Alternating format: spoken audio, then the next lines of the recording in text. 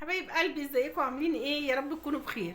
ما صدقت الجو اتعدل من امبارح للنهارده. خدت البطاطين اللي انا كنت حطاهم في الغساله، كنت شايلاهم معاكم في روتين قبل كده، اللي هي كانت تيتاج مغيراهم وكده، وخدتهم غسيل وايه واتحطوا في البلكونه.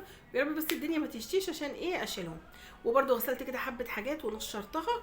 يعني مش عايزه اطول عليكم الروتين بتاعي النهارده، بس انا بقول لكم كده ايه اللي حصل. والبلكونه فتحتها، طبعا بقالنا بتاع 3 4 ايام مش عارفين نطلع البلكونه. فمش قادره اقول لكم راق الميه بالظبط بالدقيق. مش عارفه، مش قادره اوصف الدنيا كانت عامله ازاي. في عز التلج ده شلت الفرشه، طبعا مش هقدر اصور. شلت الفرشه اللي في البلكونه حطيتها تنشف، لان انا ما اقدرش اشيل الفرشه من البلكونه. بنطلع في اي وقت بيبقى البلاط ساقع، البلاط بيبقى تلج علينا. فببقى حاطه مشيه كده فيها، اكيد شفتها في التصوير قبل كده كذا مره. ومسكت بقى البلكونه بخرطوم الميه، تش تش تش تش، خليتها زي الفل. تمام. ودخلت بقى على اوضه الولاد، روقتها وهم ايديهم معايا بصراحه. يشيلوا السراير تتنفض ويروقوها، وانا بقيت الشقه بره وكده ايه، ايدينا مع ايد بعض. هنطبخ ايه النهارده؟ هعمل بزله. هما بيحبوا الصراحه الاكله اللي كلنا بنتفق عليها. بس انا بعملها معاها جزر وبطاطس وخرشوف. لما بلاقي خرشوف بجيبه، بتبقى حلوه قوي. بس التيج مش بتحب الخرشوف، ما علينا. انا بسقطها من حساباتي عشان التيج قرفتني. هي بتطلع الخرشوف منها. وساعات بضحك عليها، بتاخدش بالها لما بيبقى فاتح قوي. بتفكره بطاطس فبتاكله، بتاخدش بالها، بعد ما تاكله تكتشف. خرشوف يا ماما، خرشوف يا ماما. يا بنتي ده كله حديد، ده مفيد للجسم. ابدا. فما علينا، هنعمل ايه بقى؟ بكره ما تكبر تحبه. على فكره انا وانا صغيره كان في حاجات كتيره مش بحبها، سبحان الله، لما كبرت بقيت اكلها. يعني الكبده دي وانا صغيره ما كنتش ادوقها. كان بابا الله يرحمه كان يجيب لهم كبده، ويجيب لي انا الكلاوي مخصوص. بدات اكل كبده يمكن وانا في اعدادي. اما لسه صحابي بدأوا يجيبوا سندوتشات من بره، وتقول لي يا معفنه تاكلي سندوتشات الشارع، والكبده بتاعت البيت البلدي النضيفه مش عايزه تاكليها. وبدات بقى خلاص اتعودت ان انا اكلها سواء في البيت او في الشارع، بقت العشق طبعا. بس الكلاوي اطعم. واللي معايا يأيدني يحط لي لايك، ها؟ متنسوش اللايكات. يلا بينا بقى على المطبخ نعمل البسله بسرعه عشان الجو تلج. عايزه اخلص نفسي واقعد بقى ايه تحت الغطا، ولا يبقى ورايا مواعين ولا اي حاجه. يلا بينا حبايب قلبي. بقى دخلت عشان اعمل البسله. اطبخ بسله، بحط عليها جزر ولو معايا جزر وبطاطس. هنا بقى اهو سيحت الزبده وانزل عليها بالبصل. ما بحطش توم مع البسله على فكره. يعني دي الاكله الوحيده اللي مش بحط لها توم، بتطلع جميله.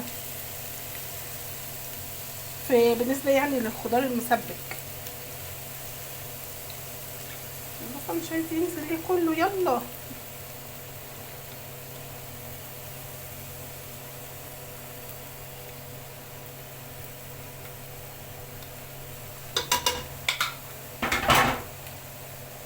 بس هشوح البصل وبعدين انزل باللحمه. الطريقه دي تحفه والله، لو جربتوها هتعتمدوها. ولا توم بقى ولا. انا كنت الاول بعملها بالثوم، وبعدين واحده صاحبتي قالت لي من غير توم، فجربتها كده عجبتني، لقيتها اخف.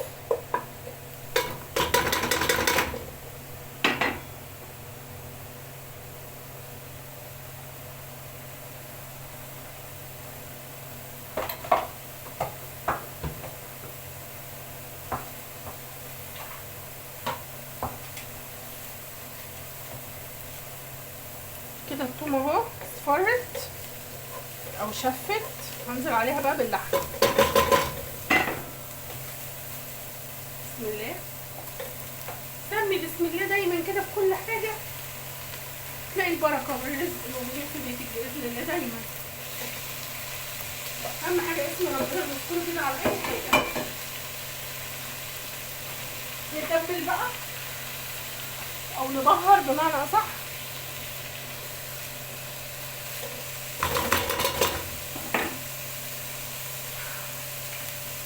ما بحطش طبعا الملح زي ما انتم عارفين خلاص الا في الاخر. فلفل اسمر، قرفه، جنزبيل قصدي، وقرفه. كل ده بيخلي طعم ريحه الاكل جميله.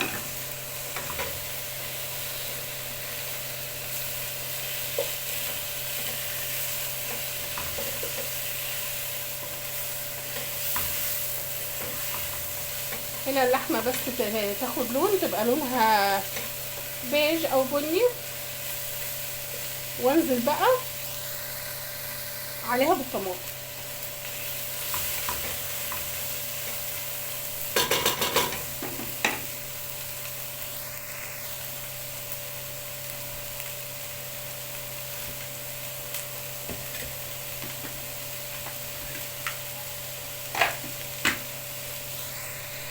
هنا بقى حبايبي اهو بنزل الطماطم عليها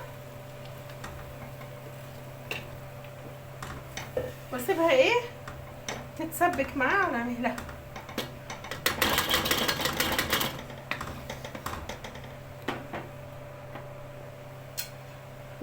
صحيح نسيت السكر، مش هتفكروني بالسكر. لايكات بقى، يلا لايكات على الروتين الجميل ده. ربع معلقه سكر عشان يعادل حموضه الطماطم، ولو اللحمه بتغيب في السوا السكر هيساعد على السوا. ندي بقى تقليبه حلوه كده، ويا ريت كده شويه قرآن وانتي بتعملي الاكل هيطلع اطعم حاجه. ونسيبها بقى ايه تاخد راحتها. بقى عبال ما الطماطم تتسبك بتاعت البزله هعمل الرز. هعمل رز بايه؟ رز بالشعريه تغمير بقى.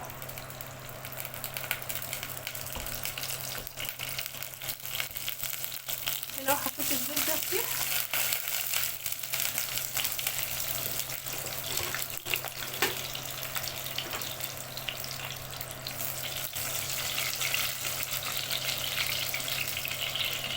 طبعا على بال ما الطماطم برضو تتسبك غسلت المواعين وغسلت الرز وصفيته عشان يبقى ايه المطبخ فاضي. يعني اخلص كده احط الاكل على النار يستوي واطلع، مش لسه افكس المواعين. الشعريه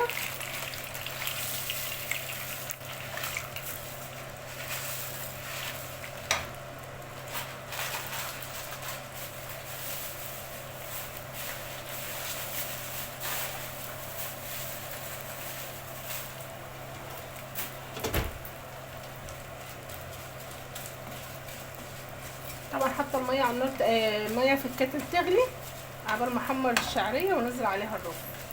وهنا لسه الطماطم ما اتسبكتش.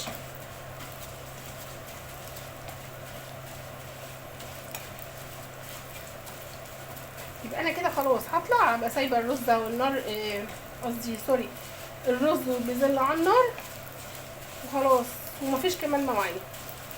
يبقى انا بنجز 3 في 1، عملت الاكلتين على النار والمواعين اتغسلت والدنيا رايقه كده.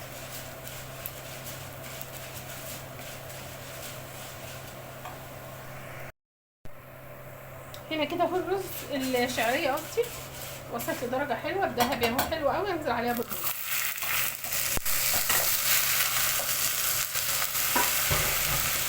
قلبي قلبي قلبي عشان الشعريه تطلع فوق بقى.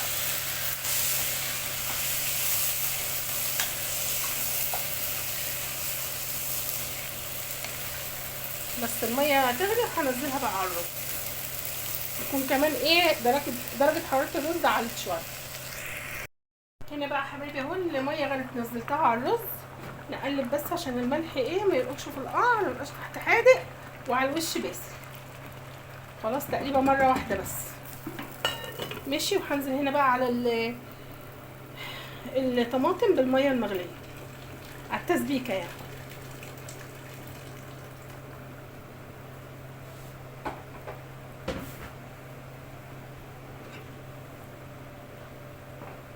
تغلي جلوتين تستوي بس اللحمه، وبعدين انزل عليها بقى البزله. هنا بقى حبيبي بعد ما كده اللحمه اخدت غلوتين، طبعا البزله والجزر بياخدوا سوا شويه عن البطاطس، فهنزل يكمل سواهم مع اللحمه.